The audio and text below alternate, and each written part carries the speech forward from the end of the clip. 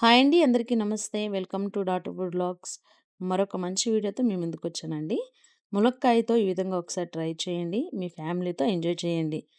ఇంతకీ ఏంటంటారా? ములక్కాయ మసాలా కోడిగుడ్డు కర్రీ ఈరోజు నేను మీకు చూపించబోతున్నానండి. దీనికోసం ముందుగా గుడ్లను ఉడికించుకొని పక్కన పెట్టుకోవాలి. స్టవ్ ఆన్ చేసి మరొక గిన్నె పెట్టి, గిన్నె వేడైన తర్వాత ముందుగా ఒక స్పూన్ పల్లీలు వేసి వాటిని వేయించుకోవాలి. ఇవి 2 నిమిషాలు వేయించుకున్న తర్వాత ఇందులో చిన్న చిన్న ముక్కలుగా కట్ చేసి పెట్టుకున్న కొబ్బరి ముక్కలు 5 లేక 6 వేసి వీటిని కూడా దోరగా ఒక 2 నిమిషాలు వేయించుకోవాలి.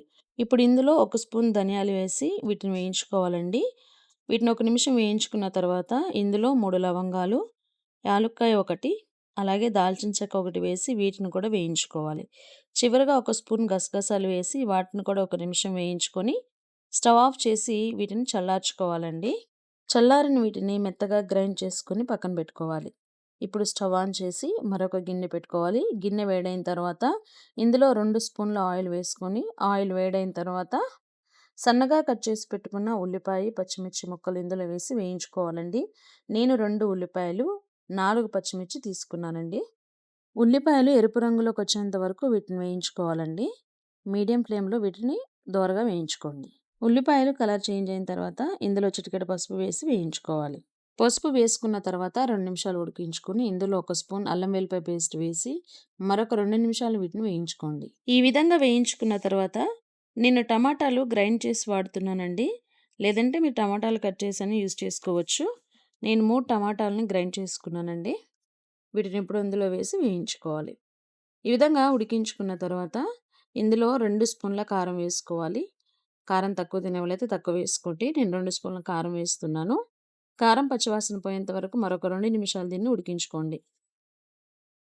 కారం వేసిన తర్వాత ఉడికి నూనె కనిపిస్తుందండి. ఇప్పుడు ఇందులో కడిగి పెట్టుకున్న ములక్కాయ ముక్కలు వేసి ఒకసారి కలుపుకోండి.